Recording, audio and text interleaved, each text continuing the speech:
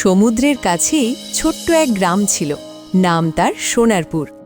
গ্রামটা খুব বড় ছিল না, কিন্তু সেখানে মানুষের মন ছিল সমুদ্রের মতোই গভীর আর উদার। ভোর হলে সূর্যের আলো প্রথমে পড়ত তালগাছের মাথায়, তারপর ধীরে ধীরে নেমে আসত কাঁচা রাস্তা আর ছোট ছোট ঘরের ওপর। সমুদ্রের ঢেউয়ের শব্দই ছিল সেই গ্রামের মানুষের প্রতিদিনের সঙ্গীত। সেই গ্রামের এক কোণে খড়ের ছাউনি দেওয়া একটা ছোট ঘরে থাকত একজন জেলে। তার নাম বিশু।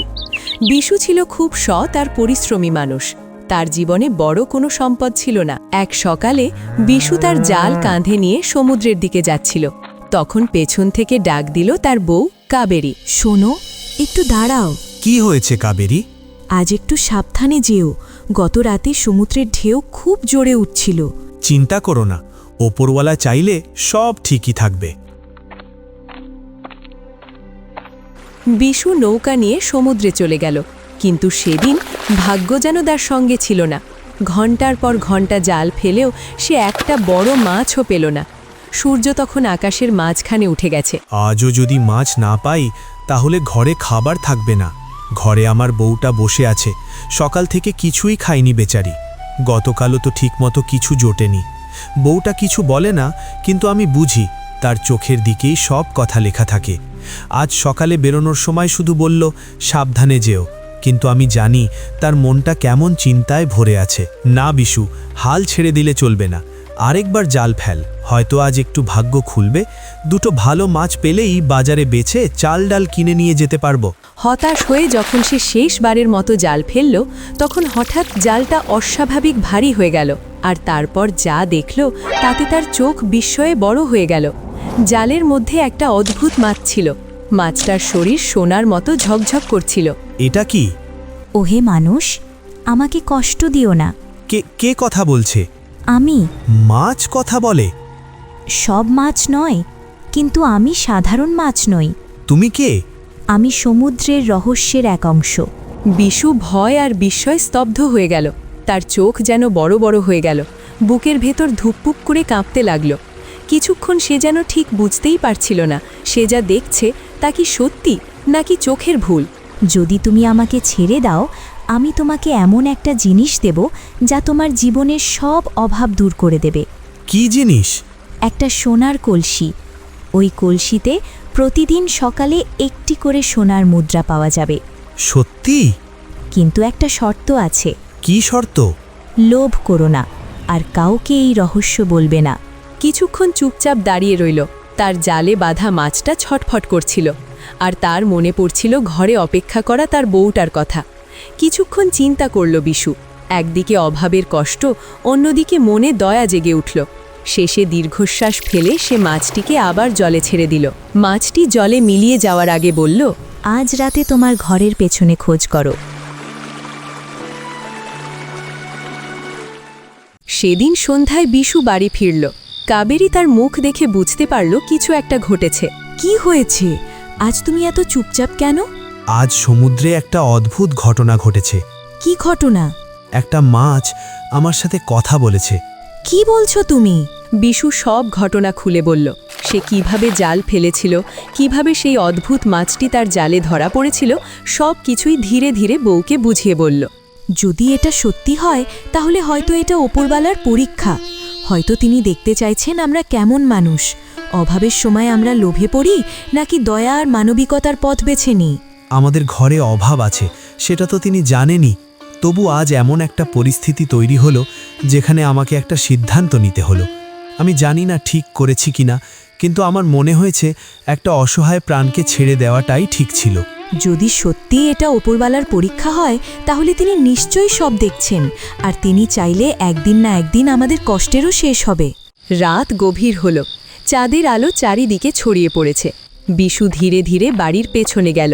তারপর মাটি খুঁড়তে সে একটা পুরনো কলসি পেল। তার ভেতরে রাখা ছিল একটা সোনার মুদ্রা। কাবেরী, দেখো তো, আমি কি ভুল দেখছি? এটা কি সত্যি সোনার মুদ্রা? ও মা, সত্যিই তো সোনা মনে হচ্ছে। তবে এটা কি সেই মাছটার আশীর্বাদ হতে পারে যেটাকে তুমি আজ সমুদ্রে ছেড়ে দিয়েছিলে? আমারও তাই মনে হচ্ছে কাবেরী। তখন তো ভাবিনি এমন কিছু হবে, শুধু মনে হয়েছিল একটা অসহায় প্রাণকে ছেড়ে দেওয়াটাই ঠিক। দেখেছ বিশু, ভালো কাজ কখনো বিফলে যায় না। ওপরওয়ালা হয়তো তোমার দয়া দেখেই আমাদের এই উপহার দিয়েছেন। হ্যাঁ কাবেরী, আজ মনে হচ্ছে সত্যি দয়ার ফল একদিন না একদিন ফিরে আসে। হয়তো এটাই সেই আশীর্বাদ। কয়েকদিনের মধ্যেই বিশুর জীবন বদলে যেতে শুরু করল। প্রতিদিন সে একটি করে সোনার মুদ্রা পেতে লাগল। ধীরে ধীরে তার অভাবের দিনগুলো কমতে লাগল। সেই মুদ্রা দিয়ে বিশু নতুন একটা ঘর বানালো এবং নিজের আর কাবেরীর জন্য ভালো কাপড় কিনল। গ্রামের মানুষ এসব দেখে খুবই অবাক হয়ে গেল।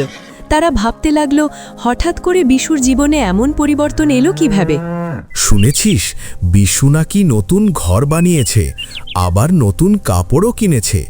হ্যাঁ রে, আমিও দেখেছি, কিন্তু ভাবছি একজন গরিব জেলে হঠাৎ এত ধনী হলো কিভাবে? এতদিন তো ঠিকমতো খেতেই পারতো না, আর এখন দেখছি বেশ ভালোই চলছে। আমার তো মনে হয় নিশ্চয়ই কোথাও থেকে গুপ্ত ধন পেয়েছে, না হলে একটা জেলে এত তাড়াতাড়ি এত টাকা পেল কোথায়?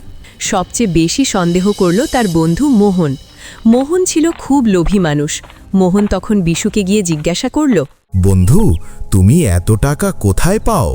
ওপরওয়ালার দয়া। কিন্তু এই দয়াটা একটু বেশিই না? মানে একজন সাধারণ জেলে এত দ্রুত ধনী হয়ে যায় কিভাবে? বিশু কিছুক্ষণ চুপ করে থাকল। সে মাছের কথা কাউকে বলবে না বলে কথা দিয়েছিল। সবই ভাগ্য আর পরিশ্রমের ফল। মোহন বুঝল বিশু সত্য কথা বলছে না। সেদিন সে চুপচাপ চলে গেল, কিন্তু তার মনে সন্দেহ আরও বেড়ে গেল। সেদিন থেকেই মোহন বিশুর ওপর নজর রাখতে শুরু করল। একদিন গভীর রাতে সে দেখল বিশু বাড়ির পেছনে যাচ্ছে। মোহন দূর থেকে সবকিছু লক্ষ্য করতে লাগল।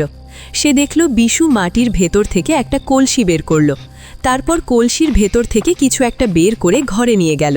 কলসি? তাহলে রহস্য ওই কলসির মধ্যেই। যদি ওই কলসি আমার হাতে আসে, তাহলে আমিও ধনী হয়ে যাব। পরের দিন রাতে যখন বিশু আর কাবেরী ঘুমিয়ে পড়ল, মোহন চুপচাপ তাদের বাড়ির পেছনে গেল। আকাশে তখন অন্ধকার, চারিদিকে গভীর নীরবতা। মোহন ধীরে ধীরে মাটি খুঁড়তে শুরু করল। কিছুক্ষণ পর তার কোদাল একটা শক্ত জিনিসে লাগল। পেয়ে গেছি, সোনা। এটাই তাহলে বিশুর আসল রহস্য। মোহন কলসিটা চুরি করে নিজের বাড়িতে নিয়ে গেল। তার মনে একটাই চিন্তা, এখন থেকে প্রতিদিন সে সোনার মুদ্রা পাবে। সকালে ঘুম থেকে উঠে সে তাড়াতাড়ি কলসির ঢাকনা খুলল, কিন্তু আজ সেখানে কিছুই নেই। কি ব্যাপার? কলসির ভেতরটা এমন ফাঁকা কেন? সোনার মুর্দা কোথায়? সে সারা দিন অপেক্ষা করল, কিন্তু তবুও কিছু হলো না। হঠাৎ কলসির ভেতর থেকে একটা অদ্ভুত শব্দ শোনা গেল। কে? লোভী মানুষ, তুমি কি ভেবেছিলে এই সম্পদ চুরি করে পাবে? কে? কে কথা বলছে? এই কলসি শুধুমাত্র সৎ মানুষের জন্য। হঠাৎ কলসি থেকে কালো ধোঁয়া বেরোতে লাগল। তুমি লোভের জন্য বন্ধুকে বিশ্বাসঘাতকতা করেছ, এখন তোমাকে তার ফল ভোগ করতে হবে। মোহন ভয়ে কাঁপতে লাগল। পরদিন সকালে মোহন সব ঘটনা নিয়ে বিশুর কাছে গেল। তার মুখে ভয়ের ছাপ। বিশু, আমাকে ক্ষমা করো। কি হয়েছে? আমি তোমার কলসি চুরি করেছিলাম। এখন তোমার কলসি তোমাকে ফিরিয়ে দিতে এসেছি। বিশু কিছুক্ষণ চুপ করে থাকল, তারপর শান্ত গলায় বলল, বন্ধু, লোভ মানুষের চোখ অন্ধ করে দেয়। যখন মানুষের মনে অতিরিক্ত লোভ জন্মায়, তখন সে আর ভালো মন্দ কিছুই বুঝতে পারে না। লোভের কারণে মানুষ এমন কাজও করে ফেলে যা পরে তাকে বড় বিপদের মধ্যে ফেলে দেয়। তাই জীবনে যতই অভাব থাকুক, লোভকে কখনোই নিজের মন দখল করতে দেওয়া উচিত নয়। কারণ শেষ পর্যন্ত দয়া, সততা আর ধৈর্যই মানুষকে সত্যিকারের সুখ আর শান্তির পথে নিয়ে যায়। তুমি ঠিক বলেছ বন্ধু, আমি সত্যিই বড় ভুল করে ফেলেছিলাম। লোভের কারণে আমি ঠিকভাবে ভাবতেই পারিনি। তখন মনে হচ্ছিল যত বেশি পাবো ততই ভালো, কিন্তু এখন বুঝতে পারছি লোভ মানুষকে ভুল পথে নিয়ে যায়। আমি প্রতিশ্রুতি দিচ্ছি, এরকম ভুল আমি আর কখনোই করব না। এখন থেকে আমি সৎ পথে চলব, আর যতটুকু আছে তাতেই সন্তুষ্ট থাকার চেষ্টা করব। তোমার কথাগুলো আমাকে সত্যিই চোখ খুলে দিয়েছে বন্ধু। সেদিন থেকে মোহনের জীবন আবার আগের মতো হয়ে গেল। সে বুঝতে পারল অন্যের সম্পদ চুরি করে সুখ পাওয়া যায় না। এদিকে বিশু আবার সমুদ্রে গেল। সে সেই রহস্যময় মাছটিকে মনে মনে ধন্যবাদ জানালো। তারপর সে কলসিটা সমুদ্রে ফিরিয়ে দিল। আমি আর এই সম্পদ চাই না, আমি শুধু শান্তি চাই। সেই দিন থেকে বিশু আবার আগের মতো সাধারণ জীবন শুরু করলো, কিন্তু তার মনে ছিল গভীর শান্তি। এই গল্প আমাদের একটা বড় শিক্ষা দেয়, লোভ কখনো সুখ দেয় না। অন্যের সম্পদ দেখে ঈর্ষা করলে শেষ পর্যন্ত নিজেরই ক্ষতি হয়।